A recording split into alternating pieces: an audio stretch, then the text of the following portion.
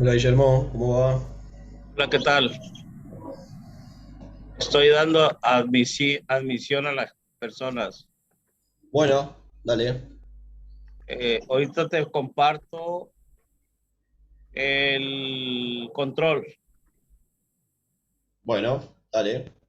¿Alguien te va a apoyar para admitir o quieres que te apoye? No, creo que voy a poder, ¿eh? ¿Eh? Creo que voy a poder. Ok, entonces déjame compartirte.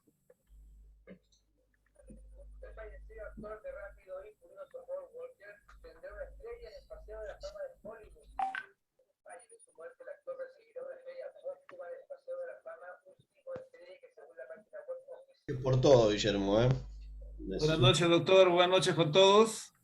Buenas noches. Buenas. ¿Cómo está, doctor? Buenas noches. ¿Listos para escuchar la disertación? Ahí Perfecto. está.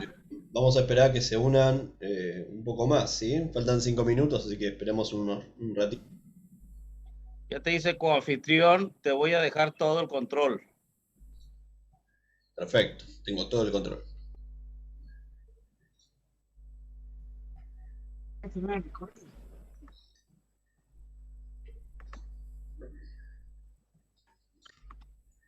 Listo, todo tuyo. La noche siempre llega muy rápido cuando Todo estoy mío, con genial, amigos. Guillermo. De noche, la Comuna 8 se convierte en un lugar donde rápidamente pasan cosas malas.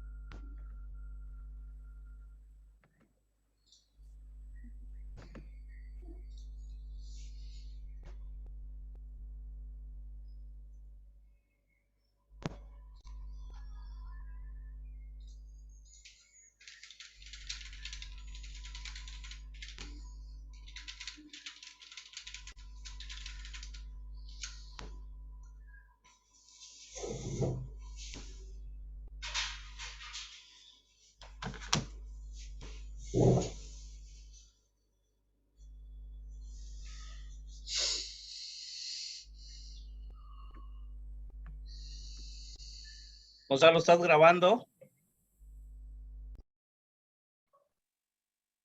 Está grabando. Yo ¿Estás no lo puse. grabando? Yo no lo puse a grabar, pero está grabando. Dice acá, grabando. No, que no aparece. Déjame tantito reclamar anfitrión para empezar a grabar y ya te lo paso. Dale, dale, no hay problema.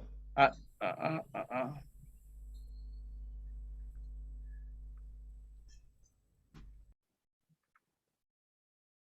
Sí,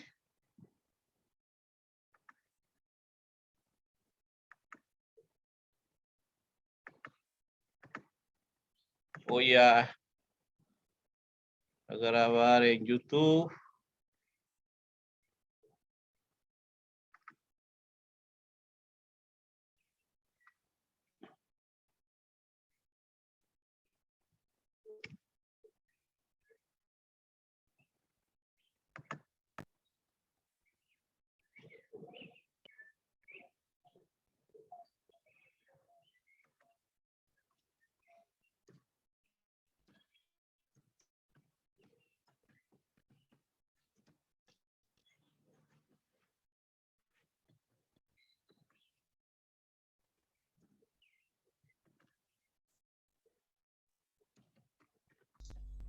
Vamos a esperar un cachito más. A mí me quedan 3 minutos, dice acá.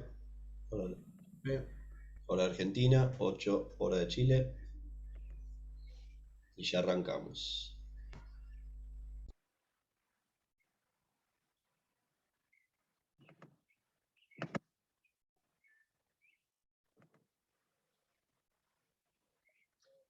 Bien, se está grabando. Ahora sí. Gonzalo.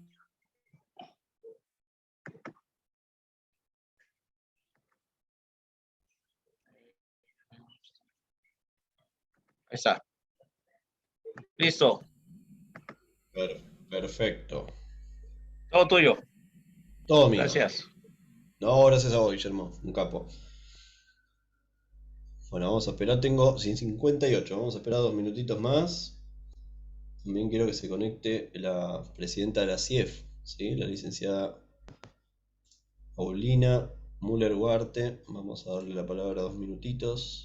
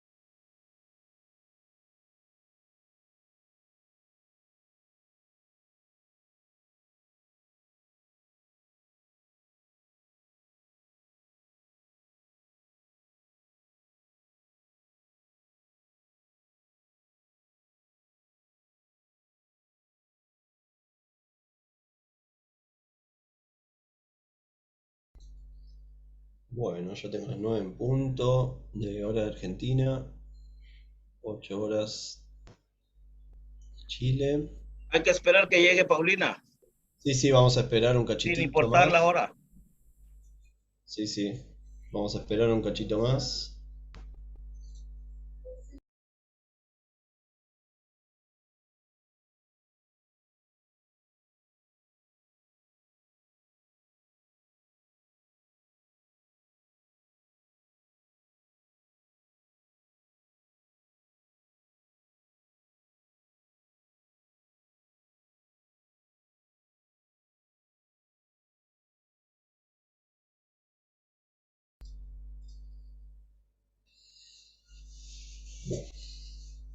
Bueno, mientras esperamos a la presidenta de la CIEF, ¿sí? Les doy las bienvenidas a todos. Perdonen que tengo la cámara acá y la pantalla acá, entonces tengo que estar dándome vuelta, ¿no? ¿Se me escucha bien? Eso, cualquier cosa me avisan, no hay problema.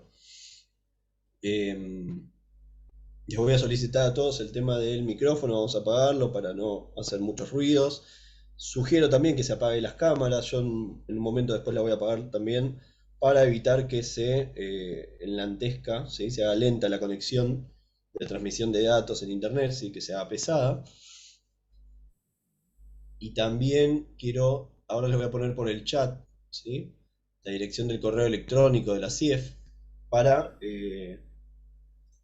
si quieren solicitar información, ¿sí? De qué cuáles son los objetivos que tiene, ¿sí? La parte de las charlas, también para que después puedan acceder al material que les preparé sobre lo que vamos a charlar hoy, a lo cual también estoy muy agradecido de contar con ustedes, con su presencia. Están realmente gente de todos lados, colegas de todos lados, colegas peritos, y entiendo que también colegas de justicia, ¿no? Operadores judiciales, abogados, fiscales, de ahí del país hermano de Chile, de Bolivia, ¿sí? De Uruguay, ¿sí? Realmente estoy muy agradecido, de Nicaragua también, ahí está por ahí. Algunos conozco, ¿no? Algunos los tengo conocidos ya, Jessica Flores, a Marco Gamacho, que ya estamos trabajando algunos casos allá en Bolivia. Unos casos sobre esto, ¿no? Sobre lo que vamos a charlar hoy. En algunos momentos, yo les voy a comentar que, me aprovecho, ¿no? Para comentarles que quizás apague mi micrófono porque justo tengo cerca, mi casa tiene cerca el tren. Entonces cuando estoy escuchando algo voy a cortar un poquitito, no se preocupen que después lo vuelvo a prender. El chat lo voy a estar viendo durante toda la presentación, lo voy a estar viendo. Ah, Pinar, perfecto. Adán, desde Honduras, bueno, agua, perfecto. José, bien, perfecto. Tierra Alta de Oruro, buenísimo. Olivia Marco, ¿cómo andás? De Perú, Gavina, bueno, genial, la verdad que súper honrado. Ya somos como 27, me gusta, me gusta.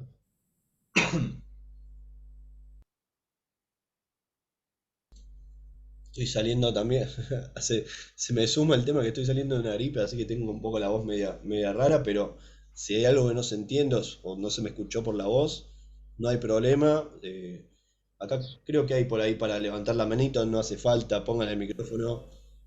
Gonzalo, mi nombre, por favor, repetilo, no hay problema por el chat, no hay drama. Ahí está Boris. Hola, buenas tardes, buenas noches.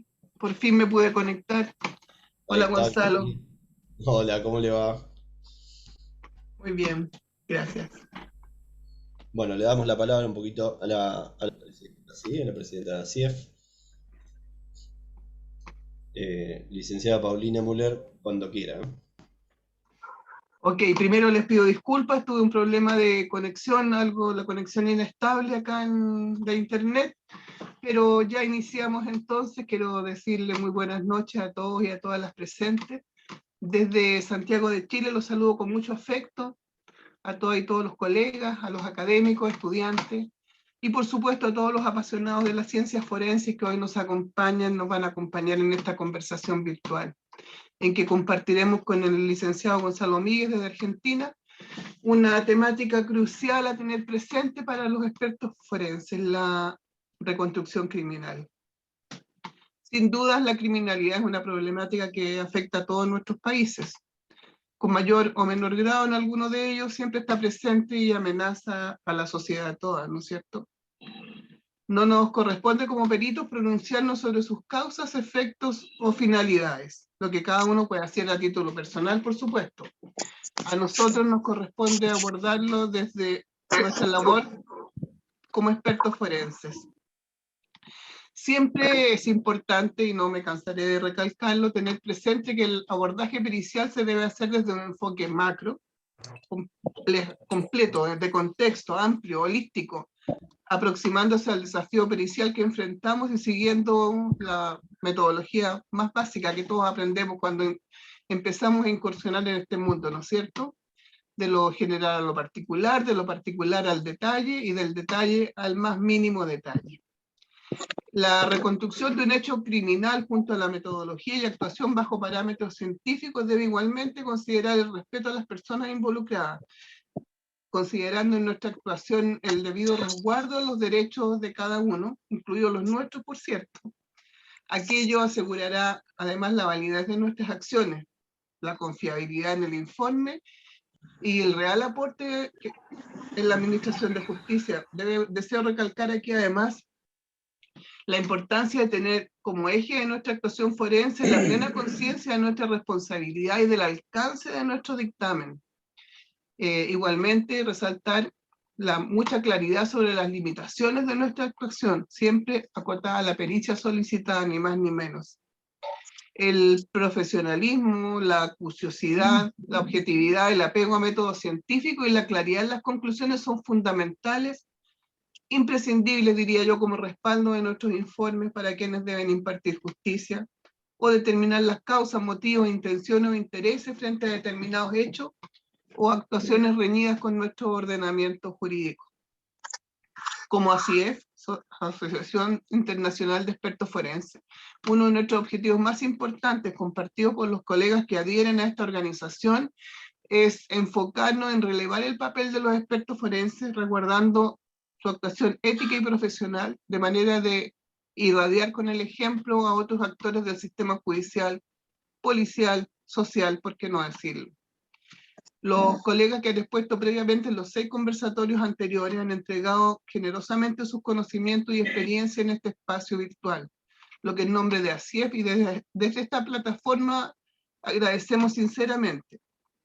Hago extensivo este agradecimiento y reconocimiento a nuestro expositor de hoy, al licenciado Gonzalo Míguez, quien compartirá su experticia con nosotros y a no dudar nos proporcionará importantes conocimientos y aporte a nuestra formación. Pero también quiero agradecer a todos los asistentes que hoy nos acompañan y a quienes han estado presentes en las anteriores conferencias. Esto nos estimula a seguir en esta línea de reflexión y a incursionar en otras metodologías de análisis y conversación. Y por cierto, asumir otras temáticas que no sean comunes y que podamos abordar desde la ciencia forense. Estos son tiempos complejos, todos lo sabemos, ¿no es cierto? Inciertos en muchos aspectos, con situaciones que no sabemos cómo van a terminar, cuál va a ser su desenlace. La confrontación que se vive en Europa, algunos países de Oriente y de África, la pandemia del COVID, incertidumbre, ahora en lo económico también. Pero también es importante y debemos reconocer que son tiempos de aprendizaje, de nuevas herramientas de comunicación, especialmente de la virtualidad que facilita la interacción entre las personas, antes complicada por grandes distancias y otros factores que no permitían intercambios fluidos, como por ejemplo la parte económica, ¿no es cierto? Todo lo que nos debe hacer reflexionar sobre la responsabilidad profesional y social en el cumplimiento de nuestras labores, sobre la imperativa necesidad de entregar mayores certezas en nuestro trabajo, pero especialmente valorar lo que tenemos en nuestros países, en nuestras familias, por supuesto, y también en nuestro ámbito profesional. Poder reunirnos esta tarde de sábado, compartir, reflexionar y profundizar nuestro conocimiento, generar vínculo con otros colegas, es una instancia que debemos valorar y agradecer, siempre. Muchas gracias, reitero a todas y todos que nos acompañan hoy día, y dejo con la palabra entonces al licenciado que nos va a entregar su conocimiento, su experiencia y hoy día. Muchas gracias. Bueno, gracias señora presidenta. Gracias también a la CIEF, ¿no? Por darme el honor de juntarnos a charlar un poco. No sé qué tan de acuerdo estoy en el hecho de dar mis conocimientos, porque uno siempre está en constante aprendizaje. Sí tengo cierta experiencia que voy a ponerla acá al servicio de todos ustedes para que podamos debatirlo, si se quiere, ¿no? O al menos generar puntos de debate que tal vez no alcanzan el encuentro de hoy, pero puedan surgir para después, ¿no? A través del email, a través de las redes sociales, ¿sí? Eso siempre estoy abierto a eso, porque la idea justamente es crecer y consolidar cuestiones teóricas, cuestiones conceptuales, para después aplicarlas lo mejor posible en una investigación criminal, ¿no? Bueno, algo que quizás no lo hice hasta ahora. Mi nombre es Gonzalo Míguez Murilla, soy licenciado en Criminalística por el Instituto Universitario de la Policía Federal Argentina. Gané bastante experiencia en lo que es la policía científica de la ciudad de Comodoro Rivadavia, provincia de Chubut, ¿sí? Que es al sur de la Patagonia Argentina. Realmente ahí éramos pocos peritos, entonces la cantidad de casos de muerte violenta, habré tomado el 90% alguna intervención, por más mínima o completa que sea el caso, el 90% de todos los casos que tomé. Aprendí de grandes maestros ahí, sobre todo de los suboficiales mayores que contaba la división, hoy la mayoría ya retirados. Muchas experimentaciones las tuve ahí y creo que hoy sigo aprendiendo tanto de mis aciertos como de mis errores que tuve en esa época, ¿no? Volviendo a retomar casos, volviendo a verlos desde otros puntos, ¿no? Actualmente también soy titular del estudio pericial GB, que se encuentra trabajando tanto en Argentina como en Bolivia y también en Perú. Con Bolivia también estamos haciendo un par de proyectos con el CITAF, ¿sí? que que se incorporó también como patrocinante de estos conversatorios para la CIEF, con lo cual también vale recomendarlo. Les decía en un momento, al principio les dije que les iba a poner la dirección del correo electrónico oficial que tiene la CIEF, ¿sí? Ahí se lo puse en el chat, acief2021@gmail.com, simplemente a los fines de conocernos un poco más, consultarnos un poco más y particularmente en lo que tiene que ver con esta charla, a pedir, ¿sí?, el apunte que les preparé sobre esto.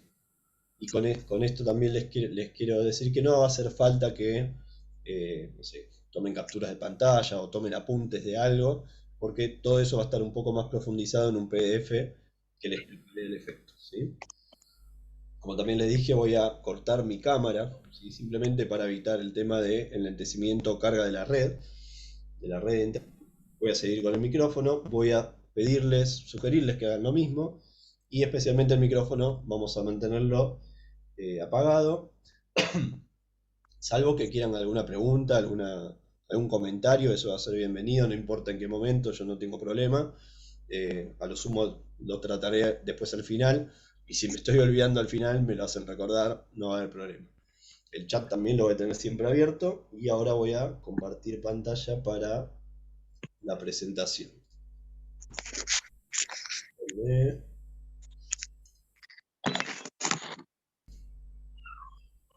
Ya voy.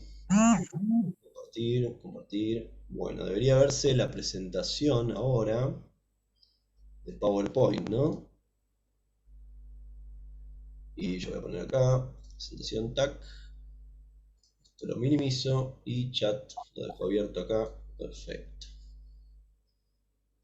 Bueno, nuevamente mil gracias por estar conectados hoy, un sábado. Bastante frío acá en Buenos Aires, así que es fácil conectarse desde Buenos Aires. No sé el clima en otras latitudes, si acompañan o no, pero el hecho de estar, yo lo valoro muchísimo, les agradezco un montón. Así que hoy entonces vamos a ver lo que es reconstrucción criminal, ¿sí? Ahí dejo también mi mail, ¿sí? Lo voy a poner también en el chat por las dudas. Cualquier inconveniente, consulta, comentario, lo que sea que quieran escribirme, pueden hacerlo libremente cuando quieran. Tengo mis redes sociales, las que más uso es LinkedIn, Facebook e Instagram la uso de vez en cuando. Pero LinkedIn es la que más peso le doy, ¿no? Este es el 7º conversatorio entonces con el experto, sábado 18 de junio de 2022. Y si bien la mayoría, calculo que estamos muy familiarizados con el concepto de investigación criminal, y sobre todo lo que significa en el sistema acusatorio, no está de más, considero que nunca está de más recordarlo, ¿sí?, como a cargo de una figura dada por los códigos procesales, que es el Ministerio Público Fiscal, ¿sí? La Fiscalía es quien es titular de esta investigación criminal, y que está coadyuvada por diversos actores, ¿sí? Uno de los actores conceptualmente está constituido por las ciencias forenses, y de estas ciencias forenses, ¿sí?, por la criminología y la criminalística. Un poco de las dos cosas es lo que vamos a ver hoy, ¿sí? Fíjense también que quizás es un concepto que tal vez se adopta de formas diferentes, ¿sí? Por ejemplo, en Argentina a la criminología solamente se la conoce como este estudio del comportamiento desviado, de la conducta desviada del agresor que comete esa conducta, de la víctima que la sufre, y del control social que se hace sobre eso. Y lamentablemente se deja un poco de lado esto de acá, ¿no? El análisis e interpretación de indicios sociopsicológicos o conductuales, o, si se quiere, para diferenciarla de criminalística, inmateriales, ¿sí?, tomando el concepto de materia que nos da la física, ¿sí? La física nos dice que materia es todo cuerpo que ocupa un lugar en el espacio-tiempo. Bueno, ese indicio material es el que va a usar la criminalística, ¿sí? Entonces, por ejemplo, un indicio material, tenemos acá claramente un rastro papilar revelado en un lado adhesivo de una cinta adhesiva, ¿no?, una cinta embalada, un arma blanca propia, ¿sí? Como vemos acá en las imágenes.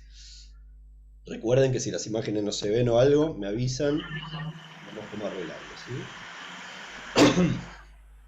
Un arma blanca, entonces, acá tenemos impactos del proyectil de arma de fuego, no solamente el proyectil, sino el impacto mismo es un elemento material, ocupando un lugar y tiempo en el espacio, y quizás está es más difícil de ver el indicio conductual, ¿sí? El indicio sociopsicológico.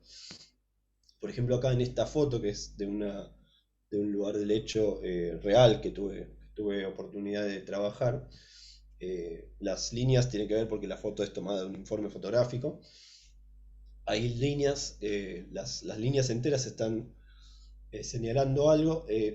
Fíjense la primera, la línea la que está interrumpida está señalando el indicio 6, no importa qué es ahora. La línea superior está señalando que está abierta el contenedor de vinos, ¿sí? Que había en esa vivienda. Y es muy interesante lo que ocurre en el almohadón del sillón, ¿sí? En el almohadón del medio. Si llegan a ver, y acá dejo para los colegas también, tenemos dos daños efectuados probablemente por un arma blanca, ¿sí? Que de vuelta llamo a los colegas para que pongan en el chat cuando quieran, no hay problema, sin apuro y sin compromiso, para ver qué tipo de arma fue, si fue monocortante, bicortante, para qué lado está filo, para qué lado está el lomo de ese arma blanca. Y lo que sí vemos que hay una que tiene una dimensión mayor y una menor. Ahora bien, también lo que podemos ver en estas imágenes que pareciera, perdón, les decía antes que estoy saliendo de una gripe, la tos viene de ahí. Lo que también vemos en esta fotografía es que no se observa, por lo menos a simple vista, presencia de sangre, ¿sí? Y eso es interesante si entendemos en el contexto de que más allá del sillón, ¿sí? Pasando su eje longitudinal, ¿sí? Su lado más largo, se hallaba la habitación principal de la vivienda donde se encontraba la víctima femenina, justamente con una lesión punzocortante de un arma blanca. Entonces esto podríamos ya vincularlo con que fue antes del hecho, ¿no? Si podemos vincularlo con esta poca información, entendiendo que la vinculación es compleja, ¿no? Pero podemos, denme un voto de confianza en ese sentido, que pareciera que esto fue antes del puntazo que se le dio a la víctima, porque si no esto debería tener algo de sangre. Salvo que haya sido limpiado, entonces tenemos que encontrar otra evidencia de ello, ¿no? La cuestión acá es que tenemos un indicio material, ¿sí? Estos daños, pero lo que tenemos también es un indicio inmaterial que me habla de por qué se produjo este daño. ¿Por qué el agresor, si tomamos la hipótesis de que fue el agresor, con un arma blanca produjo estos dos daños, ¿sí? Podemos aventurar un montón por el chat, pueden decir lo que pueden opinar, no hay problema. Una opinión que me parece a mí, ¿sí? Que no soy criminólogo, es que el agresor estaba practicando la intensidad, la fuerza que necesitaba hacer para producir una lesión. Entonces ven una pequeña al principio y una más profunda después, una más grande después. Obviamente esto es algo que no tiene que ser estudiado por criminalística, ¿sí? Está fuera del campo de estudio, pero sí tiene que ser valorado por obviamente un criminólogo, y el criminalístico tenemos que saber que existe, rescatar ese indicio y ponerlo luego a disposición del criminólogo, obviamente. Esta quizás es un poco más visible, la conducta. Vemos acá, obviamente no vamos a ver el video, ¿sí? Pero vamos a ver unos fotogramas muy consecutivos y muy cercanos en el tiempo. Estamos viendo un recinto donde están el radiooperador de una estación de remises, ¿sí? En un momento de la grabación se ve como el radiooperador toma el radio y escucha algo. No tenemos audio del video, pero escucha algo. Inmediatamente se paran los dos choferes que estaban descansando y salen. Mientras el radiooperador se lo ve, empieza a vérselo más tenso, ¿sí? Y ahí queda de vez en cuando mirando lo que se ve en el celular. Una pregunta que me pueden poner en el chat. El mouse, ¿se ve, no? Mi flechita del mouse. Ahí está señalando el celular. ¿Sí? ¿No? Yo más o menos. Perfecto, Jessica, gracias. Buenísimo. Recién salió a otra clase y no me acuerdo si se veía o no se veía. Entonces siempre está el operador, a partir de ese momento está viendo acá. Obviamente, esto en contexto, les comento del caso, uno de los compañeros remiseros estaba siendo atacado, dio la voz de auxilio y es cuando salieron sus compañeros y él quedó a la espera, ¿no? Llamó a la policía y quedó viendo el celular. Incluso esto se puede ver más adelante, no la tengo en la imagen ahora, pero más adelante se puede ver un fotograma donde hay otro cambio más en el comportamiento de este radiooperador, ¿sí? De esta persona, que pareciera ser, ¿sí? Que podríamos aventurar a pensar que fue en el momento donde encuentran a la víctima muy herida, ¿sí? O fatal. Pero bueno, ahí sería, eso es bastante más visible en cuanto a lo que es indicio conductual. Un poquito de agua.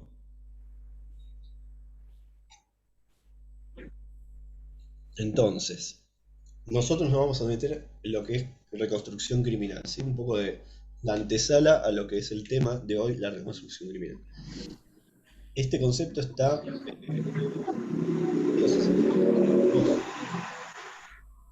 por una parte la reconstrucción criminalística, que en términos anglosajones se conoce como Crime Scene Reconstruction o reconstrucción de la escena del crimen. En Argentina también se lo conoce como mecánica del hecho, secuencia fáctica. ¿Sí? No puedo creer eso. Reconstrucción criminalística es el que más me parece adecuado, ¿sí? Personalmente. Perdón, voy a ver si puedo. Fíjense que hay alguien que tiene el micrófono abierto, cuando pueda, si no tiene ninguna pregunta, cuando pueda cerrarlo, genial. Le agradezco. Entonces le decía, bueno, una parte es la reconstrucción criminalística y la otra parte es justamente el aporte criminológico, ¿sí? Lo que podríamos hablar de reconstrucción criminológica o análisis criminológico, y si se quiere también podemos hacer una analogía con la física. La física, por ejemplo, en su capítulo de mecánica clásica, estudia el movimiento, ¿no? Y entonces ahí tenemos dos partes. Una parte, la cinemática, estudia el movimiento, cómo se produce, ¿sí? Y otra parte estudia la causa de ese movimiento, la dinámica. Entonces, mientras criminalista va a encargar de qué es lo que pasó, cómo pasó, la criminología se va a encargar de por qué pasó de esa manera, ¿sí? Atendiendo a estos indicios socioconductuales.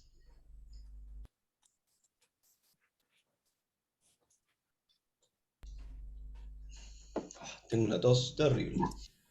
Perdón, Esto es muy diferente a lo que los operadores del derecho, especialmente los abogados y la fiscalía, a veces los jueces, conocen como reconstrucción de los hechos o reconstrucción judicial. Totalmente diferente a esto, ¿sí? Yo les voy a invitar ahora, les voy a poner en el chat, ¿sí? Para que lo vean después, no hay problema. Un enlace a un video en YouTube donde se tratan de esto. Se ve una reconstrucción de los hechos, que ahora también la vamos a definir un poco. Entonces vamos a ver las dos cosas, ¿no? El aporte criminológico y el criminalístico. Vamos a empezar por este, ¿sí? Que es el que más me incumbe a mí como licenciado en criminalística. Básicamente esta disciplina va a tender a responder cómo fue que sucedió un hecho, ¿sí? Esta respuesta que va a lograr va a ser una secuencia, ¿sí? De los eventos que más probable son los que resultan en el lugar del hecho. Es decir, el lugar del hecho, que es el punto de partida de la investigación criminal, a partir de ahí se va a tener que hacer toda una ingeniería inversa, ¿sí? Un razonamiento hacia atrás, como decía Sherlock Holmes, para determinar cómo fueron los eventos que resultaron en el lugar del hecho al cual arribamos, ¿sí? Esto se va a hacer entonces a partir de un análisis crítico e interpretativo de los indicios y evidencias materiales, como consecuentemente se encarga criminalística, ¿no? Del indicio material. Acá les pongo una definición, hay un montón de definiciones para reconstrucción criminalística, como este estudio metaanalítico, ¿no? De todos los indicios materiales, para ver las relaciones existentes entre ellos, en contexto con el lugar del hecho, la víctima y el agresor, ¿sí? Que los que queremos determinar ahí es, bueno, qué, dónde y cuándo, que todo eso se va a responder al describir el cómo, ¿sí? Cuando uno describe cómo se está haciendo algo, necesariamente va a tener que decir dónde fue, cuándo, ¿sí? Y obviamente las identidades de las armas involucradas, de los protagonistas, ¿sí? De la víctima del abuso. Siempre y cuando encuentre evidencia para soportar esa aseveración, ¿sí? Y básicamente la reconstrucción criminalística, y para mí la reconstrucción criminal es apasionante, la reconstrucción criminalística más, porque justamente es donde tengo incumbencia profesional, y no solamente es apasionante por el hecho de que prácticamente no deja disciplina criminalística sin tocar, ¿sí? O sea, todas las evidencias criminalísticas que se le ocurran, siempre y cuando estén presentes en el caso, deben valorarse, por lo tanto hay que saber de todo, sino que también permite un estudio directo del lugar del hecho como indirecto, ¿sí? Un indirecto, como dice el autor mexicano Ramírez Aldaraca, él habla de criminalística documental, hablando de un estudio de lo que registra el expediente físico del caso. Francisco, vi tu pregunta, ya vamos a contestarla, ¿sí? Entonces, para este tipo de pericia, para ya la intervención pericial, los elementos necesarios que vamos a necesitar justamente es el expediente, pero no todo para la reconstrucción criminalística. Hay una parte que dejo afuera que es totalmente innecesaria y contraproducente, que es el cuerpo que contiene todos lo que son los testimonios, especialmente lo de los testimonios justamente de testigos presenciales. Esos son los que menos se utilizan en la reconstrucción criminalística, justamente porque no es un indicio material, ¿sí? Ahora vamos a ver un poco de eso. Lo que necesitamos sí o sí es para esta reconstrucción criminalística entonces del expediente judicial son todas aquellas actas e informes que traten del lugar del hecho, ¿sí? Puede ser un registro de las llamadas al 911, a la llamada de emergencia, el acta de procedimiento de la policía, el acta de intervención de policía, el informe del coordinador criminalístico en el lugar del hecho, ¿sí? Puede ser todo lo que nos hablen del tiempo y lugar en que comienza la investigación, y a partir de ahí es donde empezamos la ingeniería inversa, ¿sí? Esto parece pareciera como que no debería decirse, ¿no? Pero el croquis, planos y las fotografías tienen que estar bien tomadas y por favor a color, ¿no? Si las tenemos a color va a ser lo mejor, porque si no, estas manchas que vemos acá, si aparte tampoco tengo un hisopado de estas manchas, no sé realmente si son sangre o no, pese a que por la experiencia ya les digo que es sangre, y es un tipo de sangre del tipo salpicadura dinámica, parecida de chorro, ¿no? Impulsada a presión, ¿sí? Como una arterial. Esto de acá es un orificio, bueno, ¿y qué más? ¿Sí? En el acta se me lo señaló como un impacto de proyectil, pero esta foto no es idónea, no está bien tomada, ¿sí? Fíjense este otro impacto, no está en detalle, ¿sí? Estoy hablando quizás más a los colegas criminalísticos. Acá, ¿qué es lo que me falta? Una buena fotografía en primer plano con un testigo métrico, ¿sí? Porque eso parece que no, pero nos va a dar mucha información. Fíjense el croquis, ese croquis que ven ahí tiene que ver con la primera foto en blanco y negro, la segunda foto en blanco y negro, perdón, del impacto en esa madera, ¿sí? Acá no hay una sola referencia, más que la estructura del contorno, ¿no? El contorno que da la estructura del lugar. Pero no hay referencia de dónde está ubicado, ¿sí? Esta es una foto más acorde. Fíjense a color, con testigo métrico, en detalle, ¿sí? Esta es una fotografía en detalle. Esta es otra fotografía en detalle. El principio de mancha de sangre, acá sí. El anterior sí, podemos decir que es de sangre, ¿sí? Es más probable, podemos decir con más probabilidad que es de sangre. En esta un impacto de proyectil de arma de fuego, donde podemos hablar de dirección, ¿sí? De dirección de impacto, ¿no? De dirección de impacto y de izquierda a derecha. Fíjense esta otra foto, que si bien es en detalle, el flash me elimina mucho material. Por lo tanto, hoy en día con cámaras se tienen que sacar un montón de fotografías, el mismo impacto tomado con otra luz, ¿sí? Se ve ahora mejor cuál es el punto de impacto y la dirección del movimiento del proyectil que impactó, ¿sí? Ahí abajo, es una curvita. Pero bueno, fíjense la diferencia entre tener la fotografía en blanco y negro y a color, ¿no? El croquis y el plano efectuado a escala, ¿sí? Correctamente. Y finalmente los elementos la otra parte de los elementos necesarios van a ser todos los informes y pericias efectuadas sobre indicios materiales, justamente, ¿no? Y también vale aclarar que tienen que estar técnicamente y legalmente válidos, ¿sí? No podemos tener un elemento probatorio que carezca de algún vicio procesal, ¿sí? Porque eso va a terminar siendo impugnado o puede ser impugnado, y eso va a después afectar en la reconstrucción, porque uno se va a tener que basar en un elemento que realmente no puede ser luego elevado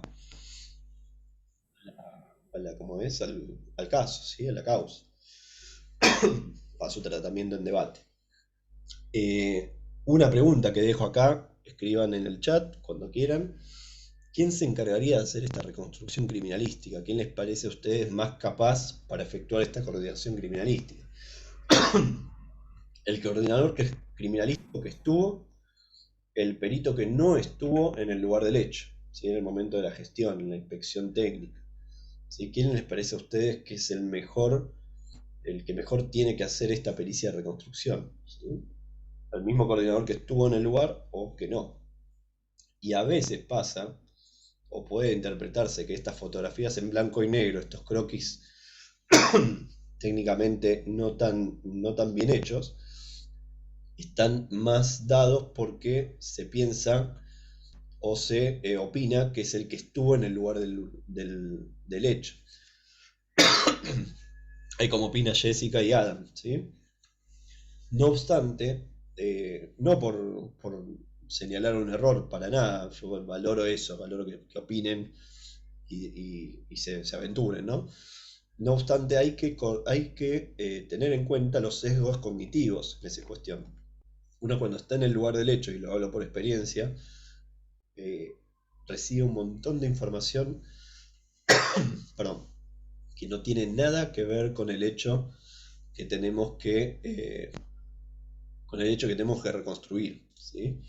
Y el sesgo de confirmación justamente lo que hace es que toma información irrelevante para analizar un dato, y eso le carga una subjetividad que puede producir un error, ¿sí? Un error muy grave, ¿no? Por ejemplo, voy a un lugar del hecho y Adam me dice, mirá, yo sé que Jessica fue la que le disparó a Brian, ¿no? A Brian Cabrera. Bueno, perfecto. Bueno, gracias, Adam, ¿no? Muchas gracias, hago la reconstrucción e inconscientemente, involuntariamente, quizás empiece a haber indicios o evidencias que soporten la hipótesis de Adam de que fue Jessica la que disparó, en detrimento de otras evidencias que realmente desvirtúen esa hipótesis, ¿sí?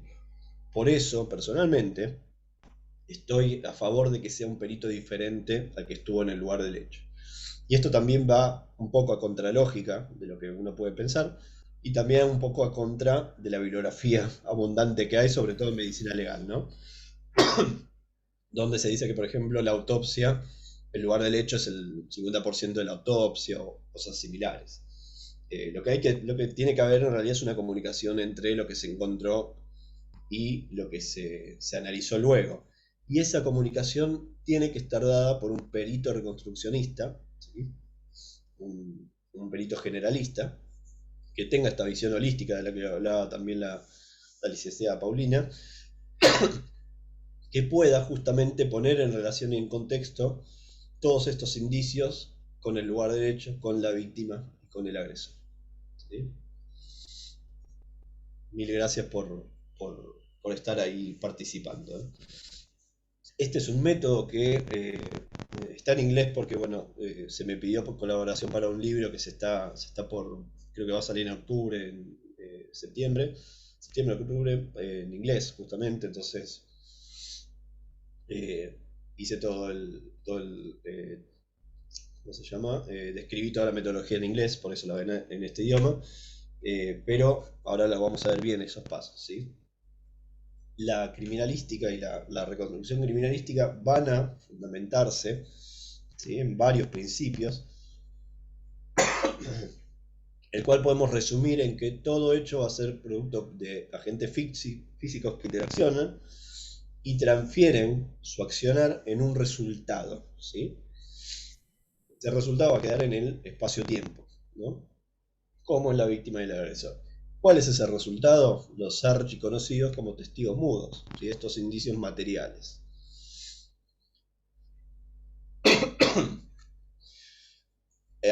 Justamente, Adam, eso es lo que estamos hablando. Uno cuando va y hace la inspección ocular, tiene que trabajar de tal forma que esa fotografía, si ese croquis, lo entienda un colega, lo entienda primero uno mismo, y segundo un colega, y tercero un lego en toda la investigación, como por ejemplo es el juez, que tiene su formación académica en leyes, en interpretación de la ley, en abogacía, por lo menos en Argentina, la base, y después varios posgrados y demás, pero él no fue al lugar del hecho, ¿sí?, sobre todo en el sistema acusatorio, no fue al lugar del hecho y tiene que entender esto. Y fíjense otro, en Comodoro, por ejemplo, sucedía que el fiscal que iba al lugar del hecho, el fiscal de turno, no era el mismo que después se encargaba del caso. ¿Sí? Nuevamente para agregar un poco también esta cuestión de objetividad, ¿no? Antisesgo, que está bastante bien. Pero ¿qué pasaba? Se encontraba con que teníamos esta limitante, fotos mal tomadas, planos incorrectos, ¿sí?, sin referencias.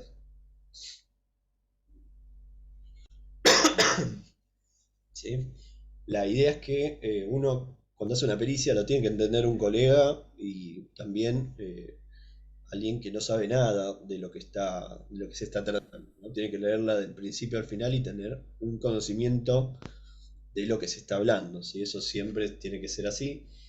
Y bajo la misma idea es el registro del lugar del hecho, ¿no? El registro en acta, escrito, gráfico y por foto y por plano, ¿no?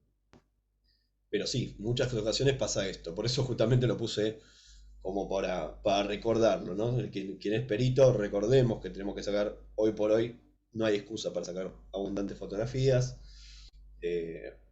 y el fiscal, bueno, después la va a tener que pedir, los abogados querellantes, defensores también, ¿sí?, para hacer su propia reconstrucción, ¿sí?, designando su perito de particular y demás.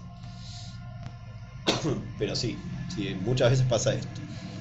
Y realmente lo que hace es dificultar la reconstrucción. Hay una analogía muy interesante sobre reconstrucción criminalística, que está dada justamente por un arqueólogo. Yo justamente porque la arqueología nos hemos aprovechado de la arqueología para tomar un par de principios que después lo mencionaremos. Y este arqueólogo dice que hacer el trabajo de arqueología es casi un trabajo detectivesco, ¿no? Dice que uno básicamente se encarga de tomar varias piezas que encuentra. Esas piezas pueden ser del mismo juego como de otros juegos, ¿sí? Otros rompecabezas, y uno trata de armarlos sin contar nunca con la tapa, ¿no? Con la imagen final que tenemos que reconstruir. En el caso este es lo mismo, tenemos varias piezas que no sabemos si tienen que ver con el hecho o no al principio, las tenemos que analizar individualmente primero y después tenemos que ver cómo se van relacionando para formar una imagen, un resultado que nunca tenemos para confrontar. Varias veces en juicio me preguntaron, bueno, ¿y cuál es la probabilidad de que el hecho haya ocurrido de la forma que usted dice? La probabilidad estadística, y habría que, Jessica le tendría que disparar a Brian, según dice Adam, de la misma manera en 40 veces. ¿Cuántas veces les parece a ustedes para realizar una estadística y después hablar de decir, bueno, si en un 83% de certeza? No es imposible, ¿no? Entonces, un poco con esto tiene que ver, ¿no? Este fundamento que recién lo coloqué ahí escrito, un poco gráfico, ¿no? Tenemos los principios de criminalística también conocidos, de transferencia, ¿sí? Ahí vemos un poco de pavimento de la tonalidad amarilla sobre el neumático, y parte del neumático también, del caucho, sobre la cinta asfáltica. Principio de correspondencia de características, ¿sí? Una banda de rodamiento en tierra, entintado, ¿sí? Un neumático.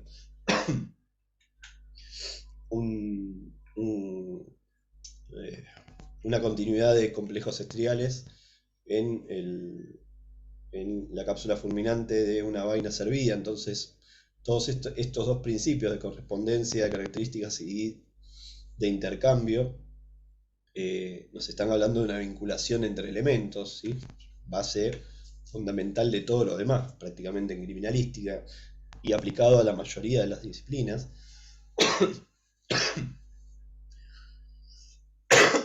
Perdón, voy a tomar un poco de agua. Estoy fatal.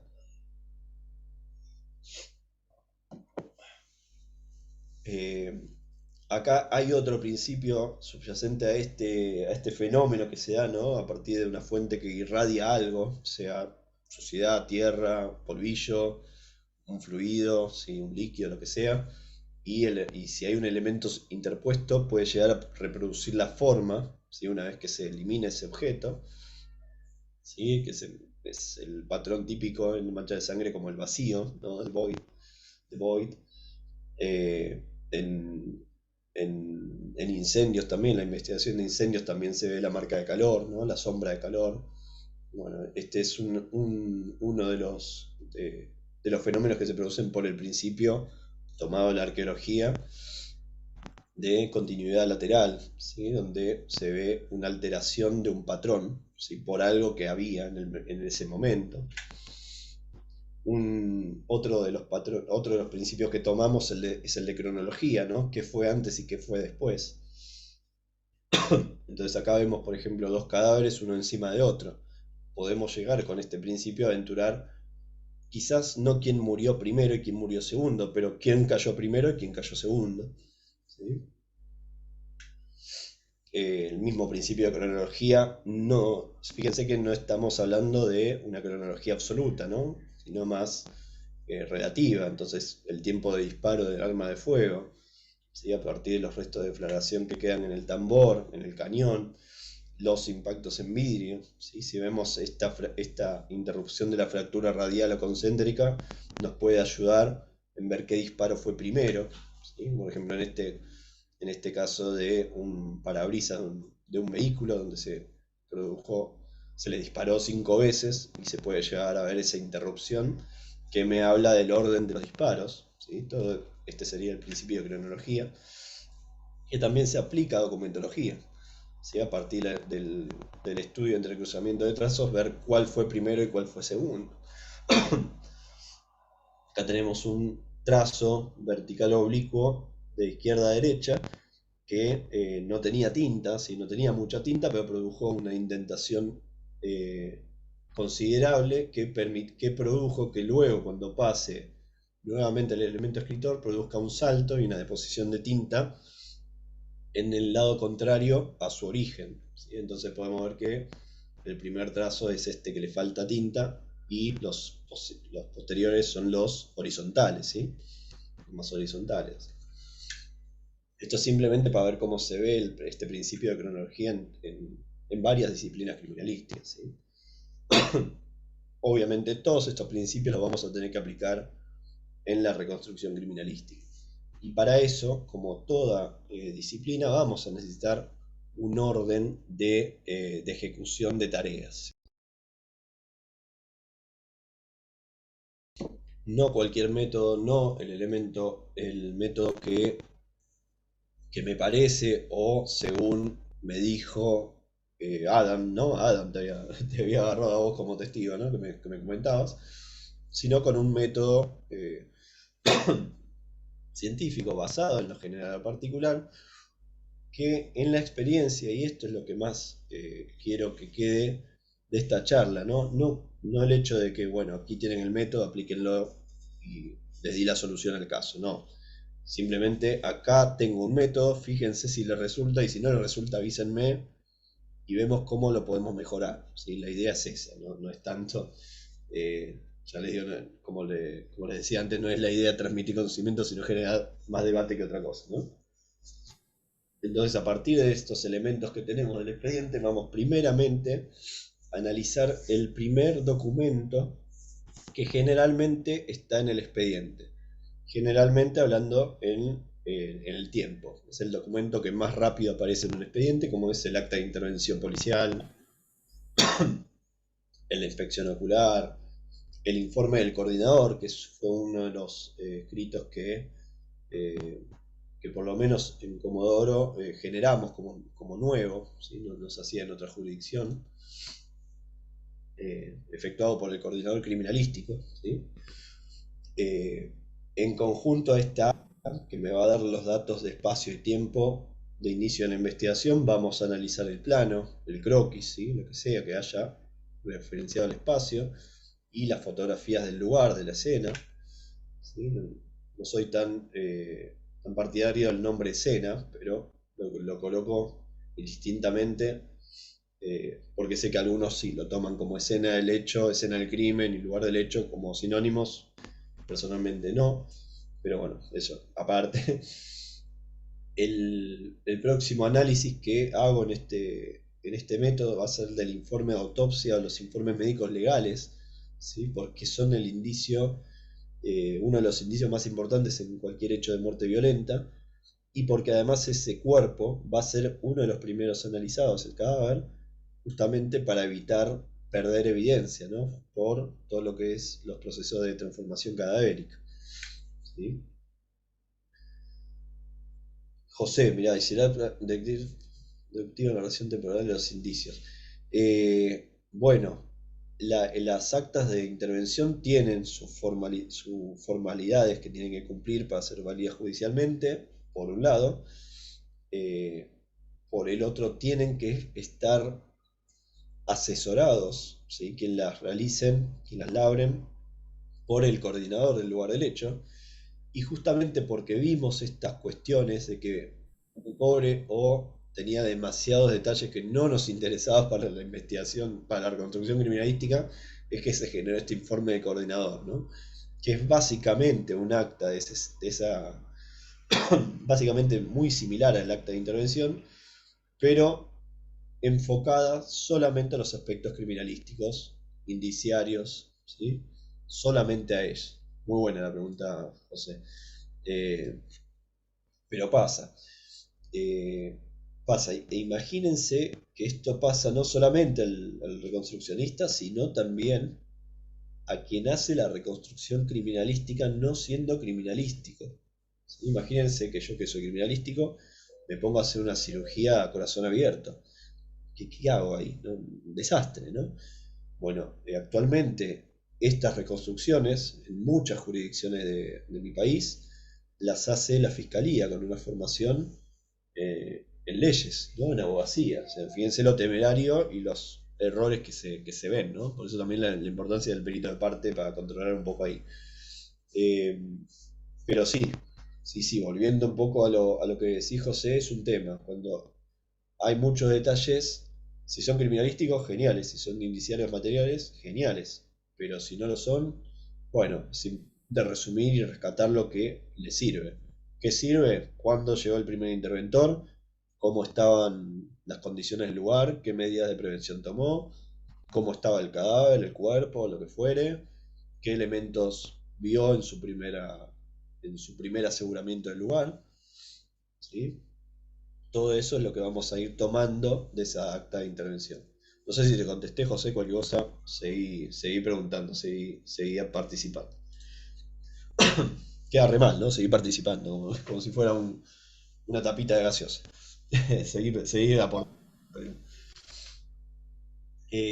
Posteriormente, después del análisis de autopsia, y a partir del análisis de autopsia, vamos a empezar a enlazar las conclusiones que obtengamos de cada uno de los informes que vienen, ¿no?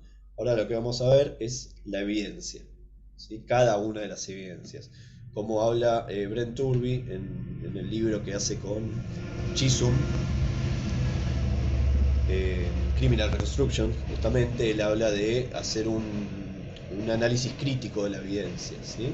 ¿Qué significa esto? Analizar todos los dictámenes periciales efectuados sobre indicios materiales, ¿sí? Por ejemplo, se levantó un rastro del lugar del hecho, bueno, ese rastro que dio con Adam, perfecto, listo, tengo la pericia papiloscópica efectuada por José que dice que el rastro A del lugar del hecho, ubicado en tal lugar, fue efectuado por Adam, ¿sí?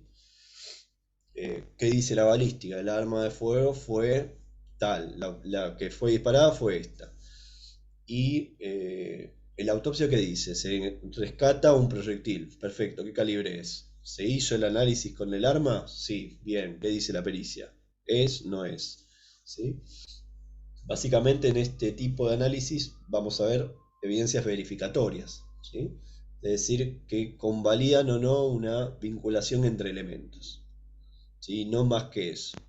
Entonces acá podemos empezar a enlazar, bueno, la autopsia, el cadáver presenta un orificio de entrada y un proyectil alojado que es compatible con el arma de fuego X, perfecto, lo más probable que es, ¿cuál es lo que se puede deducir de ahí? El disparo que lesionó a la víctima es producido por esta arma, ¿sí? Que produjo ese proyectil y quizás hay una vaina servida, pericia de por medio, y dejó esa vaina servida, ¿sí?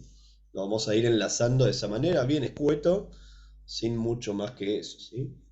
Pero en el análisis crítico también lo que vamos a hacer es justamente valorar que las evidencias sean bien hechas y bien tomadas, no solamente en la parte técnica criminalística, sino en la parte legal, ¿no? Que la cadena de custodia esté bien hecha, que los requisitos procesales se hayan cumplimentado correctamente, ¿sí?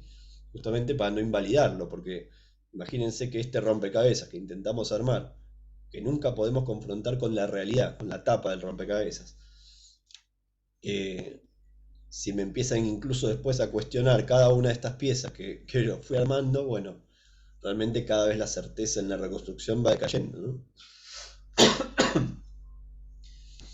Una vez que se analizaron todas las evidencias que se encontraron y que se tienen en el caso, ¿sí? Porque esa es nuestra gran limitante, las evidencias que hay en el lugar del hecho, vamos a pasar a analizar los indicios reconstructivos. Estos serían elementos, indicios materiales que por sí solos dan muchos aportes del tipo reconstructivo, ¿sí? Por ejemplo, las trayectorias balísticas, ¿sí? Una trayectoria balística realmente es el eje, la columna vertebral del todo el hecho, ¿sí? Realmente saca mucha información reconstructiva en eso, los patrones de mancha de sangre, la violencia en las ropas y los daños que presentan las ropas, la biomecánica, ¿sí? Todos estos indicios, las marcas del fuego, bueno, las marcas del fuego son imprescindibles justamente para análisis de incendios, que en definitiva es un análisis reconstructivo criminalístico de un hecho puntual de incendio, ¿sí? Las marcas de fuego entonces son otro de los indicios muy reconstructivos porque te dicen, bueno, el incendio se originó en esta región y la causa probable es esta, ¿sí? Se desarrolló de tal manera que empezó acá y terminó con efectos en otro lado, ¿no? O sea, bastante información reconstructiva. Y una vez que tenemos estos indicios, que realmente en ese punto ya nos está dando un poco cómo fueron estos hechos, se va a analizar también la posición de cada indicio en relación al otro, ¿sí? En el contexto del lugar del hecho. No es lo mismo un lugar del hecho con una víctima en un lugar y, y vainas servidas todas dispersas a que la misma víctima y todas las vainas servidas agrupadas en un solo sector. ¿Sí? En un escenario nos puede indicar que quien disparaba se estaba moviendo y en otro que estaba quieto. ¿Sí? Entonces nos está dando algo diferente.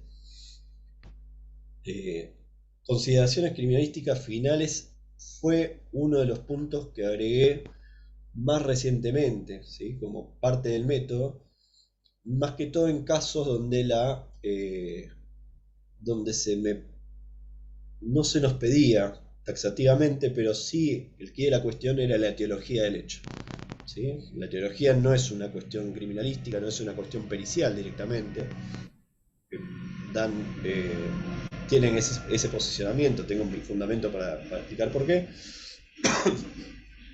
Y justamente acá es donde en estas consideraciones uno valora y dice, bueno, se pudo determinar ciertas cosas, hay partes en la secuencia de eventos que no las puedo determinar, que sugiero que se realicen pericias acorde a buscar esas piezas faltantes, e incluso algunas de estas piezas se van a poder responder mejor por ejemplo, aportes de la criminología, ¿no? Efectuándole una autopsia psicológica o lo que fuere, ¿no?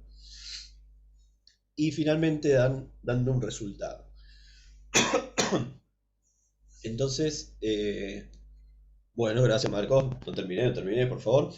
Entonces, lo que sucede con esta metodología es intentar ir de la cantidad de hipótesis que la imaginación propia alcance hasta llegar a la tesis que hable de la probabilidad mayor, sustentada obviamente en la evidencia física, de cómo fue el hecho.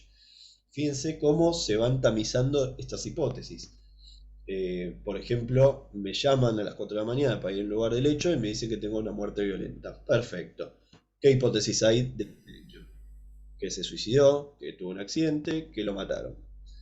¿Cómo pudo haber pasado cualquiera de esas cosas? Ahorcado, con pastillas, apuñaladas, con disparo de arma de fuego, con un accidente de tránsito, lo que fuere, ¿no? Uno puede pensar cualquier cosa. Estas hipótesis, que son todas posibles, ¿sí? Porque realmente puede pasar todo eso, se empiezan a tamizar cuando uno llega al lugar del hecho. Si uno llega al lugar del hecho, hay indicios específicos, por ejemplo el caso que le dije, vainas servidas. Bueno, las vainas servidas, y empiezo también a ver el cadáver que tiene orificios, ¿sí? Que son compatibles con proyectil de arma de fuego. Bueno, ¿qué me está descartando? La hipótesis de una arma blanca, la utilización de arma blanca. Pero tengo otras hipótesis ahí también probables, ¿no? Ya tenemos que hay un arma de fuego, perfecto. ¿Hay un arma de fuego? ¿Hay dos? ¿Hay tres? ¿Cuántas vainas servidas hay? 12. ¿Cuántas posibilidades, hipótesis hay? Hay un arma de fuego, dos armas de fuego, 3, 4, 12. ¿Sí? El indicio me está diciendo eso. Incluso me puede haber otra arma de fuego que no me deje vainas servidas en el lugar. Un revólver, por ejemplo, ¿no?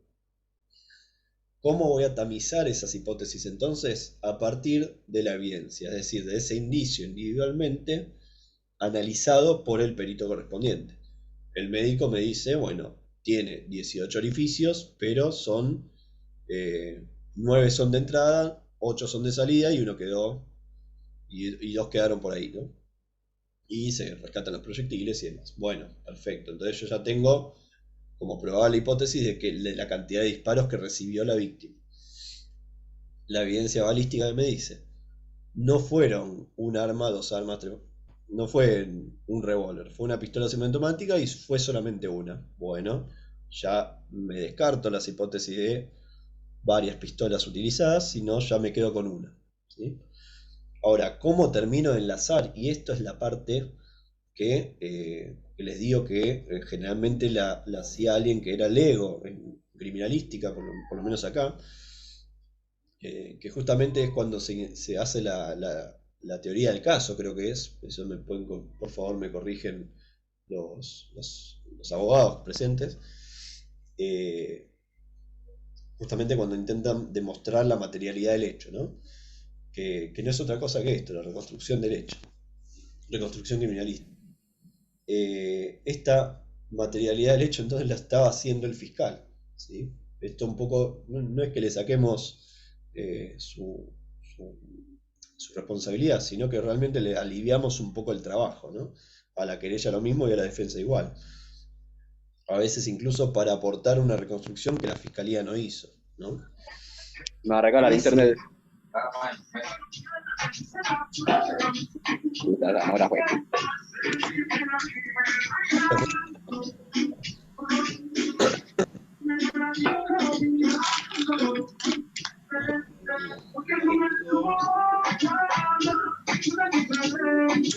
Ahora sí, digan que acaban de entrar de presentó. Apagarlo yo, pero Está yendo. Bueno, está aquí el arroba ya. Velázquez, por favor, si podés apagar el micrófono, genial.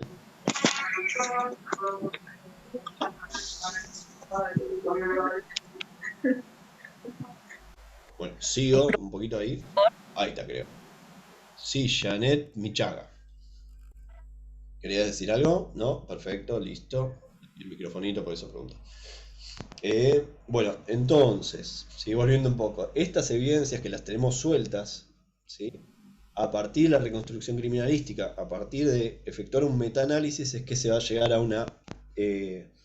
una tesis un poco más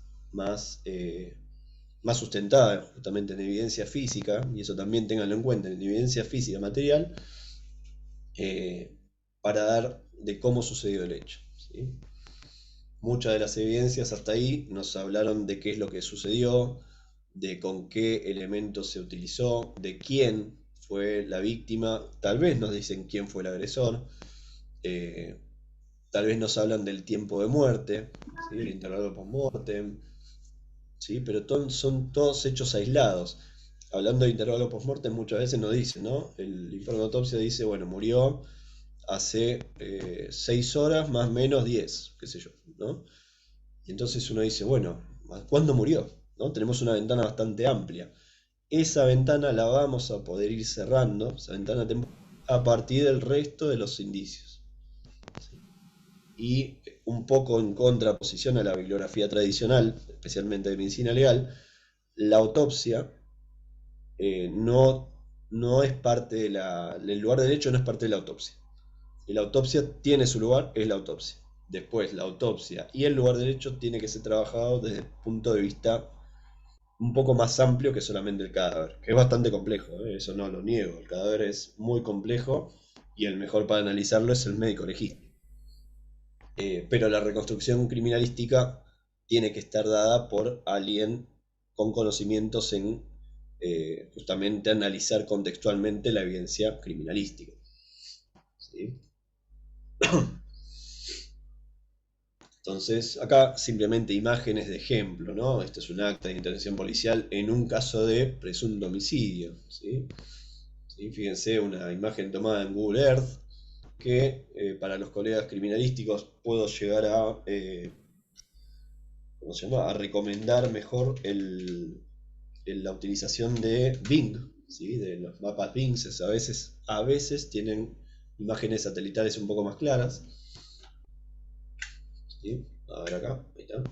Un croquis, fíjense acá lo que es el análisis de la posición indiciaria relativa, ¿no? 1, 2, 3, 4, 5.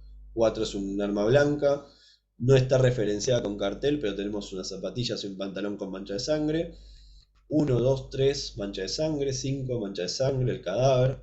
Podemos aventurar, a partir solamente de esto, en que la violencia se ejerció en el punto donde están los elementos 1 y 2, y después terminó la víctima ya, ¿sí? Hay un movimiento, ¿sí? Hay que analizar realmente cada una de esas manchas, ¿no? Pero indiciariamente, como están posicionados, pareciera que ese fue el orden de este hecho, ¿sí? Un plano, fíjense, en planta, cómo la trayectoria balística realmente nos da, no nos permite irnos más de acá. Y los indicios materiales acompañan esa idea, ¿no?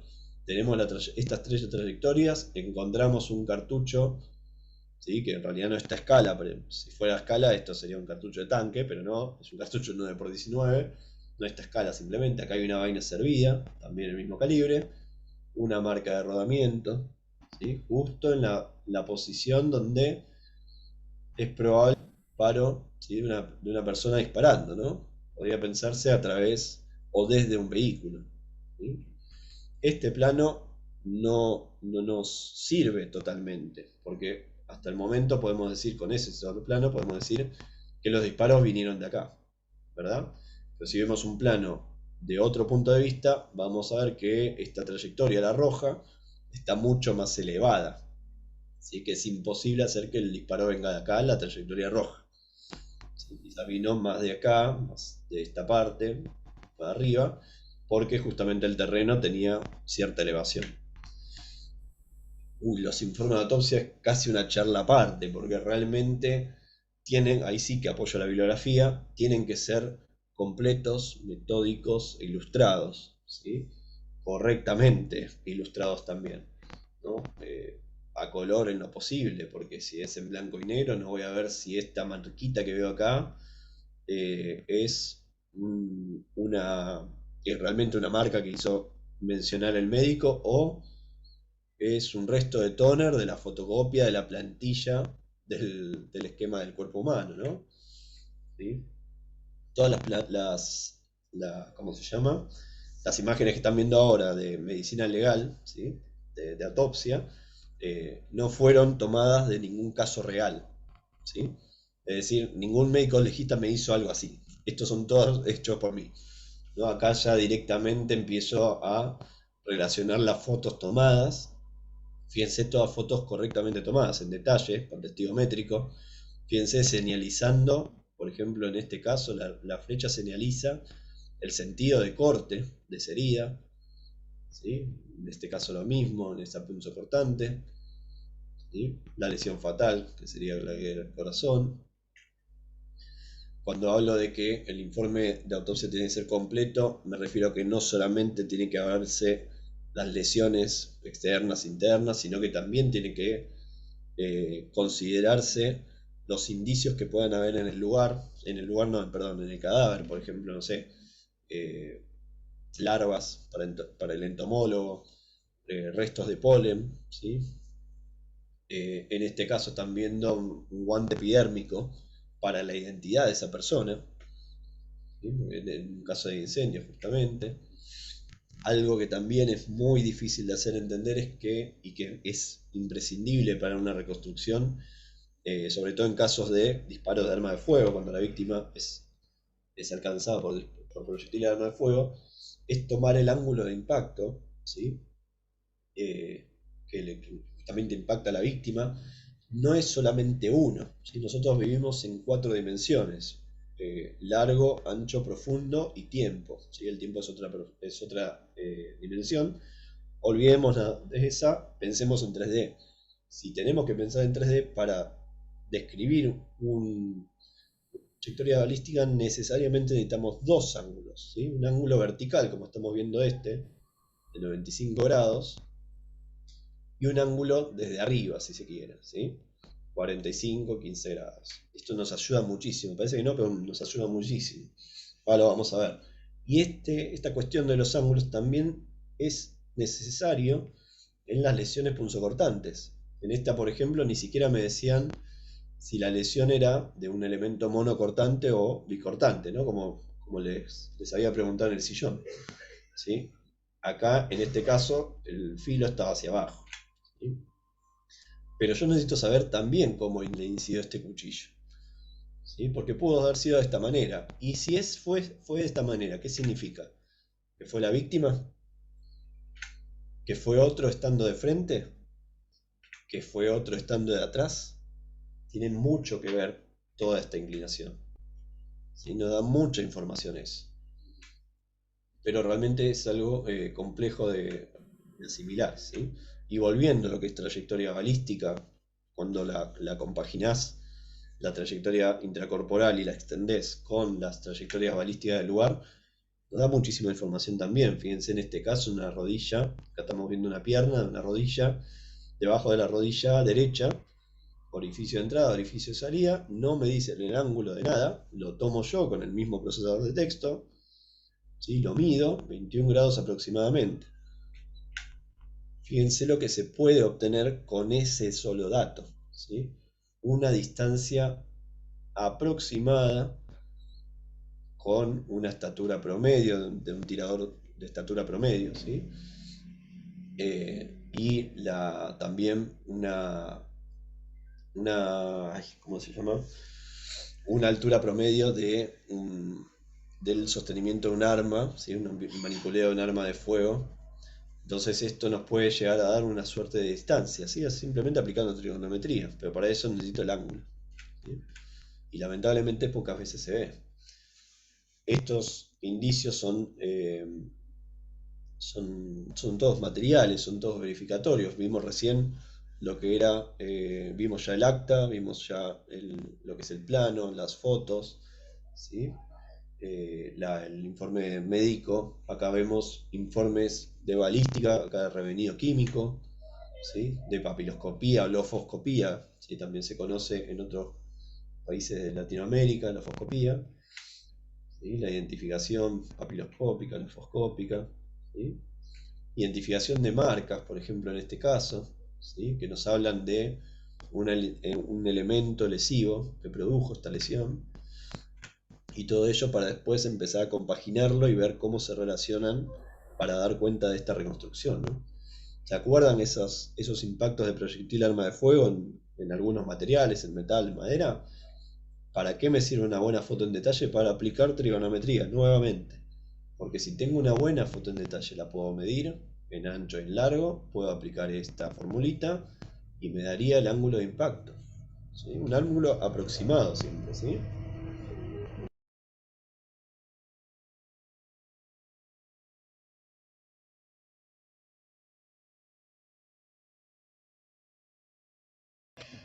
Perdón, justo apareció mi secretaria de 4 años que me pedía algo. Bueno, teniendo la fotografía en detalle, puedo llegar a hacer este análisis y con eso una trayectoria balística. Fíjense, las manchas de sangre también, los patrones que me están hablando, ¿no? Por ejemplo, estas manchas que ven acá de contacto me terminaron diciendo que la víctima tuvo una sobrevida después de la lesión que tuvo. Así que estuvo un poco con vida después. Estos son todos de contacto, en realidad son de arrastre de los dedos, ¿sí? De los dedos de la víctima. Un apoyo de la cabeza, bastante reconstructiva de por sí misma, ¿sí?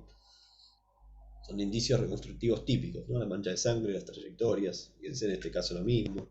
Pasa lo mismo, la teoría, el método del óvalo se aplica tanto a balística como a mancha de sangre. A partir de esto podemos determinar de dónde provenía esa marca. En este caso que ven acá, teniendo la víctima una lesión, ¿sí? Este tipo de lesión me habla de cuánta energía necesita el elemento lesionante para producir esa fractura, ¿sí? Y en las características de esta lesión, ¿sí? Sobre todo la superficie el tipo de fractura, que es el con hundimiento, y la superficie que era menor a 13 centímetros cuadrados, me daban cuenta de que la víctima no se cayó, sino que recibió un golpe con un elemento. Justo había un elemento por ahí que tenía un espesor que daba con estas dimensiones, ¿no? Eso ya es biomecánica, ¿no? Estudiar la energía necesaria para que el hueso específico donde se produce la lesión resulte en una fractura de ese tipo de ahí. Y a partir de esto entonces es que vamos a hacer esta reconstrucción. Por ejemplo, acá vamos un simple ejemplo, ¿no? Y también lo lindo de este ejemplo es que ocurrió hace muchísimo tiempo. Tenemos un croquis del lugar del hecho, unas fotografías a rollo, fíjense, muy viejas, algunas a color, otras no, ¿sí? Pero por lo menos están a color, por lo menos es algo, ¿sí? Una vaina servida vemos ahí, otra acá, la pericia balística me hablan de la misma arma, impactos de proyectil en una pared, ¿sí? Un proyectil que quedó, otro proyectil que quedó, ¿sí?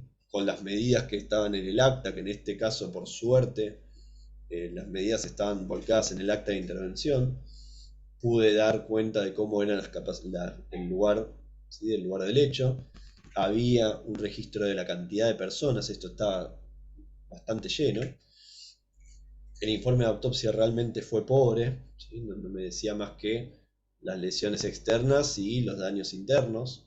Entonces se aventura ciertas trayectorias, pero realmente no se puede dar una trayectoria porque no se hizo, ¿sí? Pero una probabilidad es que haya sucedido de esta manera. ¿Sí? Estos tenían salida, si no lo recuerdo. Y a partir de estos elementos se genera una suerte de cómo pudo haber pasado este hecho, ¿sí? Un primer disparo a la víctima, 3 disparos más donde queda el proyectil, donde queda una vaina servida, ¿sí? Después la víctima cambia de posición intentando escapar, recibe otros disparos más, ¿sí? Correspondiendo con la trayectoria intercorporal, dejando la vaina servida. Fíjense la pistola, en este caso, ladeada, manipulada de lado, no en forma normal, ¿sí? Eso es lo que explica que esté la vaina servida en ese otro lado. Otro caso, por ejemplo, ¿sí? Esta es la infografía con el plano y los indicios levantados en el lugar, ¿sí? Las manchas de sangre me dicen muchísimo de lo que pasó acá. El arma utilizada. Esta es una de las fotografías que les mostré antes, que realmente no me sirvieron para hablar del ángulo específico o más cercano a la realidad del impacto.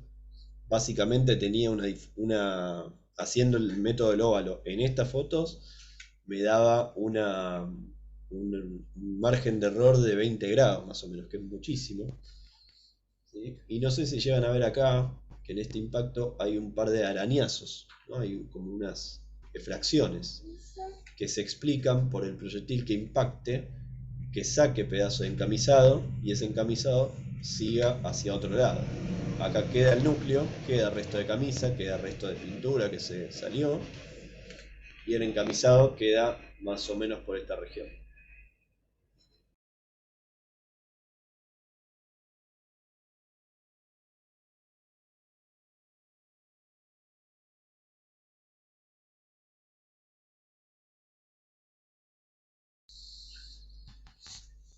Sí, ahí está el cono de probabilidad donde pudo haber venido ese proyectil, que está dentro de donde se encuentra la víctima, ¿sí? El cadáver de la víctima.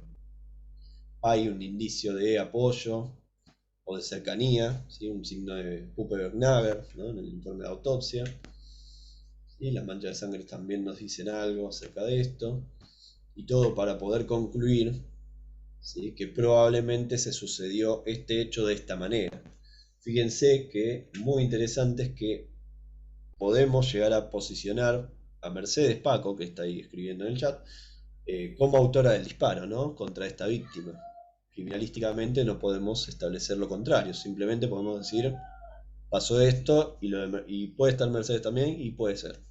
Pero no tenemos evidencia ni que lo descarte ni que lo soporte.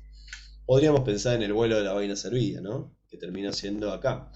Si realmente hay una persona acá disparando, la vaina servida debería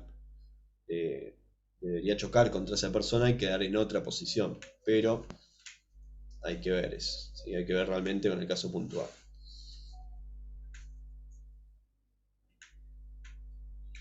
Y hasta acá es la parte de reconstrucción criminalística, pero bueno, nosotros dijimos que íbamos a hablar de reconstrucción criminal, o sea, vamos a ver todo, ¿sí? Un poco más de la parte criminalística.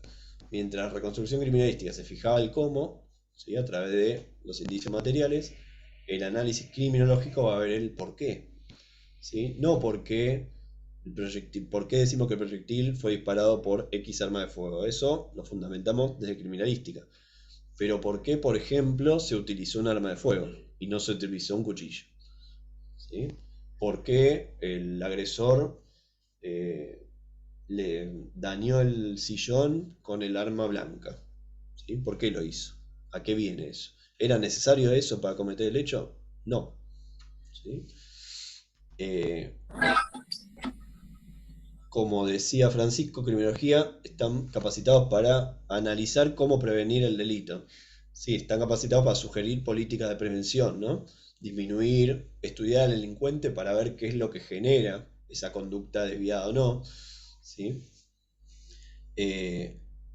Perfecto. Ahora, creo que un poco te contesté esa parte, Francisco, pero cualquier cosa, volvémelo a escribir, ¿eh? Fíjense que la parte que le toca a la criminología es analizar este porqué a partir, ¿sí? Dando cuenta de la carga psicológica y emotiva que es necesaria para producir determinadas acciones. ¿Qué significa? Si yo mañana quiero ir a matar a licenciada Claudia, ¿sí? Allá en México, me tomo un avión y la voy a matar. Bueno, realmente yo, Gonzalo Bien Murillas, ¿puedo matar a una persona, y especialmente a Claudia, que ni la conozco? ¿Sí? Más allá de este contacto virtual que estamos haciendo ahora. Y quizás sí o quizás no, depende mucho de mí, ¿no? De mi personalidad. ¿Yo realmente tengo la carga psicológica y emotiva para hacer eso? ¿Sí? Si Claudia hizo algo aberrante contra mi persona, bueno, quizás sí. ¿Sí? Hay que ver, realmente, hay que ver todas las circunstancias de esa persona. Perfecto, Jessica, ahí me estás adelantando, buenísimo. Este análisis se va a hacer, ¿sí? A partir de estudiar críticamente e interpretativamente los indicios y evidencias conductuales, pero siempre sobre la base de la reconstrucción criminalística. Porque justamente la criminalística va a dar cuenta de la materialidad, la cuestión material del hecho. La cuestión conductual se va a soportar sobre la base material. ¿Sí? Hay ejemplos en televisión, en libros, bueno, justamente hay un montón de libros escritos al respecto, de perfilación criminal, como justamente decía Jessica. Mindhunter está basada en asesinos en serie de Robert Ressler, que fue uno de los que fundó, ¿no? la técnica de perfilación criminal.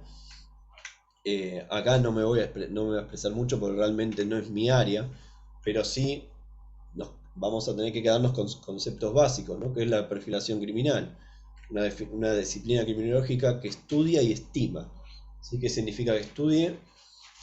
Cuando al agresor lo tienen ya cumpliendo condena, bueno, se le hace entrevistas, se le intenta ver cómo es su personalidad, cuál es su historia de vida, para después utilizar eso en forma estadística e inducir y estimar cómo es el agresor de un hecho similar al que ya tengo un condenado, ¿no? Si tiene más o menos la misma forma de actuar o las mismas historias de vida, bueno, puedo llegar a decir, bueno, estamos buscando una persona de esta personalidad, ¿sí?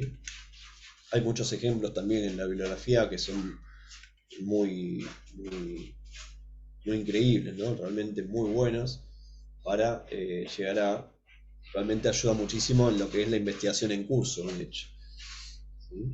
Pero también cuando, por ejemplo, criminalística no logra aportar más nada porque no hay indicios, porque se perdieron, porque no son válidos, entonces realmente queda la parte criminológica, ¿no? Tengo un caso que, bueno, sí, nos falta uno de los autores, ¿sí? Criminalísticamente no podemos decir más que uno. Sabemos por evidencia genética que hay otro más, pero quién es, no lo sé. Criminalísticamente hasta ahí llegamos. Criminológicamente me puede decir, bueno, ¿cómo es la víctima? Ah, es un menor masculino. ¿Quién tiene la carga emotiva para asesinar, matar a un menor masculino, un nene? ¿Sí? Bueno, eso lo puede hablar un criminólogo, ¿sí? Una parte de la criminología, entonces la que estudia la otra parte del binomio, ¿no? La victimología va a estudiar, ¿sí? Una disciplina criminológica que también estudia la personalidad víctima Y también estudia un poco más, es más abarcativa si se quiere. Pero al caso concreto nos va a interesar qué rol tuvo en el hecho, cómo contribuyó a ese hecho y qué vínculo tiene con su agresor, ¿sí? Si realmente la víctima empezó la agresión y a partir de eso resultó víctima ella, ¿sí? Puede suceder, o realmente es una víctima inocente que, bueno, estuvo en el lugar equivocado, lo que fuera, ¿no? Una de las técnicas que se utiliza en la victimología, justamente la habíamos mencionado antes, autopsia psicológica, que es esa técnica victimológica que consiste en un análisis retrospectivo psicobiográfico, ¿no? Un análisis indirecto de la personalidad de la víctima y que también da cuenta de el estado mental de la víctima y de las circunstancias del hecho, ¿sí? Es muy, muy interesante su aplicación en casos de suicidio, no solamente para también sugerir políticas que disminuyan, ¿sí? ese fenómeno que se da también en la sociedad, el suicidio, que se da más en algunas épocas que en otras, en algunos días determinados, ¿no? Todo esto se da dando justamente con un análisis estadístico de casos. Pero también es interesantísimo cuando criminalísticamente de vuelta tengo esta posición que es posible, que está soportada por evidencia física, pero también está soportada esta, ¿sí? No puedo ni decir ni A ni B desde la parte criminalística, ¿no? Podemos nuevamente hablar de la vaina servida, ¿no? Que es una de las cosas que a mí, particularmente en ese caso, me hace pensar que el disparo fue autoinfligido. Pero realmente acá necesitamos una autopsia psicológica que me diga si la víctima estaba en una capacidad mental suficiente que la hizo llevar a ese extremo, ¿no? Y para finalizar de todo lo que es análisis criminológico, que hay mucho más, ¿no? También está la perfilación espacial, ¿no? Mira, Jessica, perfecto, el aporte ahí. Se pueden estudiar las conductas antisociales de la víctima de acoso, ¿sí? Que pueden generar consecuencias delictivas, homicidio. Perfecto, buenísimo, Jessica. Tal cual, es así como decís vos, ¿no? Para finalizar de todo este racondo de varias cuestiones que tocamos y de las cuales muchos de los asistentes son expertos en alguna de ellas, ¿no? Si no en todas, la verdad. Desconozco a la mayoría, así que me encanta que estén y que puedan aportar también, ¿sí? La lingüística forense es una disciplina que estudia, ¿sí? Básicamente la relación en la comunicación y el derecho, y la que más nos interesa en la investigación criminal se puede hablar de la lingüística pericial, ¿no? Que si vamos a lo que es documentología o estas pericias caligráficas, ¿no? Donde hablan de la autoría de un cheque, un testamento, lo que fuere, bueno, tenemos ciertas esenciales constitutivas de personalidad gráfica que nos van a hablar de que esta firma corresponde más a Jessica que a Mercedes, ¿no? Entonces podemos concluir que lo escribió Jessica y no Mercedes. Pero aparte de eso, cuando no tenemos una expresión biodinámica como ese estilo, podemos llegar a ver, por ejemplo, en un mensaje de texto, en un posteo de Facebook, acá mismo en el Zoom, si realmente es Jessica la que me está escribiendo, que nos está escribiendo ahora aportando con lo que ella sabe. Realmente lo que estamos leyendo, ¿son palabras de Jessica o es alguien más que se conectó con su usuario, ¿no? Y esto es muy lindo de la parte de lingüística, que nos puede ayudar mucho, ¿no? Por ejemplo, este es un caso que no lo trabajé yo, ni tengo incumbencias en esto. Tengo algún colega asociado a mi estudio que lo hace, pero acá, por ejemplo, vemos, es el del caso del asesino del Facebook, ¿no? Algo así era el caso, no me acuerdo ahora, pero igualmente va a estar referenciado en el PDF que pídanlo y se los va a mandar por mail. Pero bueno, en este caso el mismo autor escribía y es muy interesante cómo va colocando el olel, ¿no? El olel, lotoslav, ¿no? Algo de risa, de gracioso. Entonces, por un lado se hace pasar como de misma edad que la víctima, ¿sí? En otro escrito se hace pasar como el padre de este chico que estaba escribiendo antes, ¿no? Entonces la cuestión lingüística cambia, ¿sí? Parece un padre ya bastante preocupado, bastante ocupado, mejor dicho, responsable, que le interesa la felicidad de su hijo, le hace una oferta, ¿sí? Un tono serio, sensitivo, ¿sí? Y ahora un texto, ¿sí? Que también le mandaría, entre comillas, el padre, en realidad, recordemos, es la misma persona, que coloca esto, ¿no? Y dice el que hace el análisis, ¿no? ¿Por qué envió este texto? La palabra safe es muy peligrosa, ¿sí? ¿Por qué pondría safe? ¿Sí? Safe de seguro, ¿no? De seguridad. Justamente este texto no lo envió. Se escribió y fue guardado en la memoria, pero no llegó a salir, ¿sí? En la memoria del chat, no me acuerdo sí, en plataforma Facebook, que no llegó a ser enviado, pero estaba, ¿sí? Guardado de alguna manera, y lo que le habló a este analista de lingüística, es que tiene una habilidad, la persona, de pensar rápidamente, y especialmente en forma lingüística, bastante interesante, ¿no? Lingüística básicamente tiene su basamento en que todas las personas tenemos un acceso a toda la lengua donde nacemos, ¿no?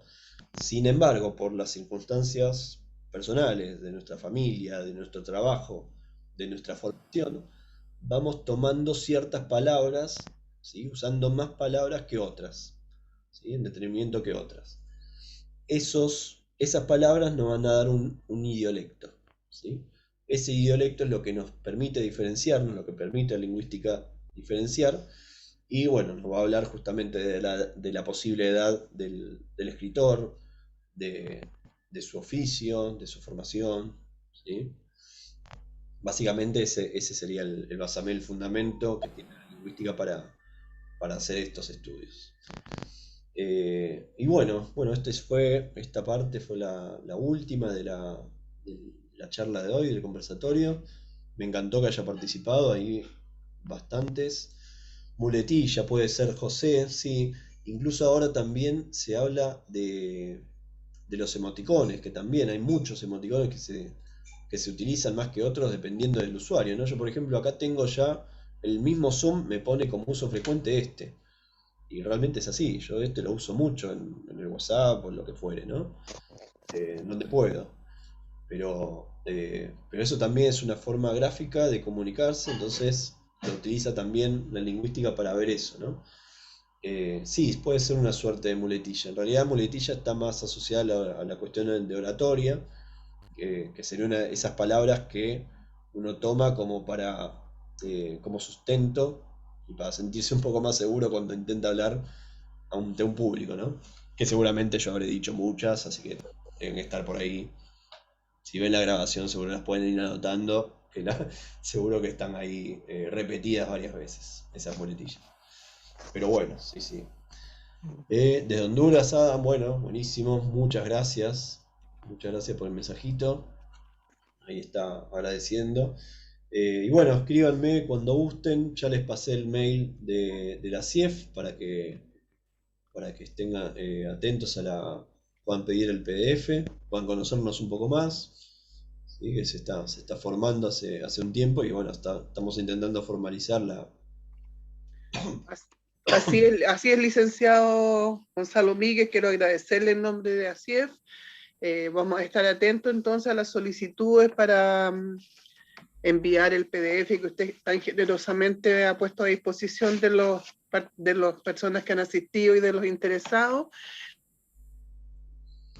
Presentación, creo que comparto ese criterio y no me queda más que agradecerle su intervención de este día sábado e invitarlo a todos los presentes a nuestro próximo, ya 8º conversatorio, que lo estaremos anunciando a la brevedad. Muchas gracias, licenciado Gonzalo. Muy buena presentación. Sí, todos los presentes, de vuelta, mil gracias por compartir un sábado a la noche y bueno, me escriben cuando quieran, yo estoy a disposición. Muchas gracias. Buenas noches para todos, buen sábado, feliz domingo y excelente semana la que viene, ¿no? Estamos en contacto. Muchas gracias. Buenas noches.